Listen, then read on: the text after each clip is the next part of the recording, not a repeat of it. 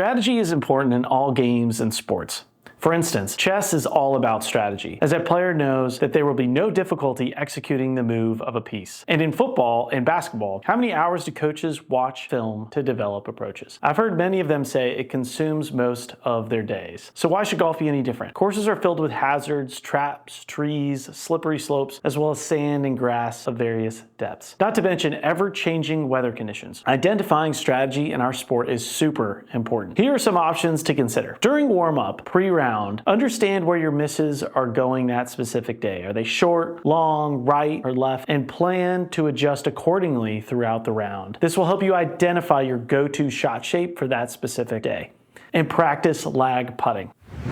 Before going to the first tee, review the scorecard, yardage book, and pin location sheets. Understand that if you're an 18 handicap or above, par is a good score. And if you're below an 18, you should be thinking about making birdies. Identify easy to hard holes where birdie, par, or bogey is the objective. On the course, always stay focused. Golf is more strategic than physical. Think your way around the course. Remember that optimizing score isn't about how good your good shots are, but instead how good your bad ones turn out. For most amateur golfers, it's almost always better to make an aggressive, committed swing at a conservative target, which means away from trouble like penalty areas. Statistics show that par threes are the toughest for amateurs. If you're an 18 handicap player or above, always aim for the fat area of the green. Par is a great score on 3-shot holes. If you played on the PGA Tour and made par on every par 3 that season, you would lead the tour statistically. Don't tinker too much mid-round. Your objective on the course is to play golf, not play golf swing. Your mind isn't capable of digesting everything happening on the course, plus processing lots of swing technique. Limit swing thoughts to 1 or 2 and don't stray away from them. Stick with that same thought for that entire round. Stay positive. Regardless of where your shot goes, proceed with confidence and belief in yourself. It's fine to show a little emotion quickly, but then keep it in check. Getting angry won't do you any good. Tiger Woods gives himself 10 steps after a shot to get upset, but then he leaves it behind him and will move forward. Focus on what you can control. Identify distance, direction, and trajectory, and pick a small target. You'll trigger a more refined motor skills while aiming at a mini target. Try to aim away from any penalty areas in front of you, but realize that sometimes it can be hard to do. It's like thinking about an ice cream cone and not having one. The image may persist in your mind, so try tricking your brain by focusing intently on a small target well beyond that penalty area. Alternatively,